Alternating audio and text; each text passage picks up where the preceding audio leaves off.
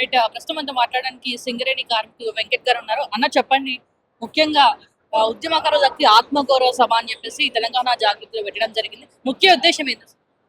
ఈరోజు చూస్తున్నట్టయితే సింగరేణికి సంబంధించి కూడా తెలంగాణ ఉద్యమంలో అలాంటి తెలంగాణ ఉద్యమంలో సింగరేణిని మరి ఉద్యమం చేయడంలో సింగరేణి పాత్ర చాలా ముఖ్యమైనది. ఏ విధంగా అంటే ఆ రోజు సకల జనుల సమ్మె దాదాపు 35 రోజులు సకల జనుల సమ్మె చేసినాం.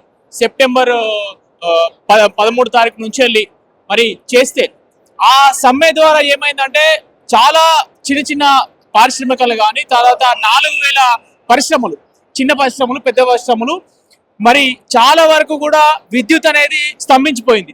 స్తంభించినప్పుడు అప్పుడు పెద్ద ఎత్తున కూడా మరి తెలంగాణకు సంబంధించి కూడా సింగరేణి కార్మికులు ఇంత పెద్ద ఎత్తున మరి నిరసన చేస్తున్నారని చెప్పేసి ప్రధానమంత్రి అప్పుడున్న మన్మోహన్ సింగ్ గారు కూడా మరి అప్పుడున్న ఉద్యమ నాయకులందరికీ కాల్ చేసి మరి ఇది ఏంటి పరిస్థితి, ఈ విధంగా చేస్తే ఈ విధంగా చేస్తే దేశంలో ఉన్న పరిశ్రమల పైన దెబ్బతింటుంది అని చెప్పి చెప్పడం జరిగింది. ఆ చెప్పడం తరుణంలోనే ఈరోజు తెలంగాణ సాధించడంలో సింగరేణి కార్మికుల పాత్ర చాలా అద్భుతంగా అమోఘంగా ఉన్నదని వారిదే మొదటి స్థానంలో తెలియజేస్తున్నాం. కానీ మరి దుర్మార్గం ఏంటంటే సింగరేణి మరి ఉద్యమం నుంచి వచ్చినాక ఉద్యమంలో పనిచేసిన వాళ్లకు మరి ఉద్యమకారులుగా పనిచేసిన వాళ్లకు మరి ఎవరికి కూడా మరి అందనంత స్థాయిలో కూడా ఎవరికి రాలేదు. చాలా మంది నాతో పాటు ఈరోజు మరి గౌరవ కవితక్క గారు చేయబట్టి మాలాంటి కార్మికులకు ఈరోజు తెలంగాణ బొగ్గని కార్మిక సంఘం కవితక్క గారు గౌరవ అధ్యక్షురాలుగా ఉన్నప్పుడు అన్యాయం చేసింది ఉద్యమకారులకి, ఇప్పుడు న్యాయం చేస్తామని చెప్పేసి కేటీఆర్ ఎప్పుడు అవన్నీ కూడా కళ్ళబొల్లి మాటలు మాట్లాడుతున్నారు తప్ప చేసేది ఏం లేదు. అప్పుడే చేయలేదు, ఇప్పుడు ఏం చేస్తారండి? ఇప్పుడు చూసినట్టయితే సింగరేణి ఎంప్లాయీస్ ఉన్నారు. సింగరేణి ఎంప్లాయీస్ కవితక్క గారు కనుక లేకపోతే ఆ రోజు కార్మికులకు ప్రభుత్వానికి ఉన్న మధ్యలో వారధిగా ఉంటూ ప్రతిదీ కూడా ఉదాహరణ మీకు కూడా చెప్పాలి, సుప్రీంకోర్టులో కొట్టేసిన ఏ కేసును కూడా స్వీకరించేది కూడా ఎవరు లేదు. కొట్టేసిందంటే మన దేశంలో అదే న్యాయమైన తీర్పు, తుది తీర్పు. కానీ కార్మికులకు మనం మాటిచ్చినాము, సింగరేణిలో వారసత్వ ఉద్యోగం ఉంటుంది, మీకు ఐడియా ఉంది కదా, తల్లిదండ్రులకు వైద్యం అని చెప్పేసి ఆ సకల సమ్మెలో పాల్గొన్నారు.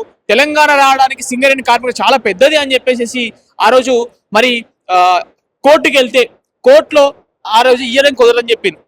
ఈ కవితక్క గారే కేసీఆర్ గారి దగ్గరికి వెళ్ళి మనం మాట ఇచ్చినాము, మనం మాట నిలబెట్టుకోవాలి, లేకపోతే కార్మికుల మధ్యలో మనం చులకనైతామంటే వెంటనే కేసీఆర్ గారు రిటైర్డ్ న్యాయవాదులతోటి, సుప్రీంకోర్టులో రిటైర్ అయిన జడ్జిలతోటి, ఐఏఎస్ నరసింహరావు అంటే సిఎండి చేసినాడు, ఆయనతో కూర్చొని మరి ఏంటి ప్రాబ్లం అంటే కారుణ్య నియామకాలనే ఆర్టీసీలో ఉంది, వివిధ ప్రభుత్వ రంగ సంస్థల్లో ఉంది, తర్వాత ఇక్కడ నేషనల్లో కూడా ఉంది, అది పెట్టొచ్చు అన్న వాళ్ళే. అప్పుడు కవితక్క గారి కృషి మేరకు ఈరోజు 22,000 మంది కార్మికులు మా సింగరేణిలో పనిచేస్తున్నా అంటే దానికి కారణం కవితక్క గారు. చాలా మందికి తెలియదు. అంటే సింగరేణి కార్మికుల కోసం ఆమె చేసిన పోరాటం అనేది చాలా గొప్పగా ఉంటుందని తెలియజేస్తున్నాం. ముఖ్య ఉద్దేశం ఏంది అసలు? ఈ సభ ముఖ్య ఉద్దేశము మరి అంటే నాలాంటి ఉద్యమకారులు ఇప్పుడు సింగరేణి ఎంప్లాయీగా నేను పనిచేస్తున్నా, కానీ చాలా మంది ఉద్యమకారులకు కూడా మరి నిజంగా చాలా బాధాకరమైన తినడానికి తిండి లేని పరిస్థితి ఉన్నది.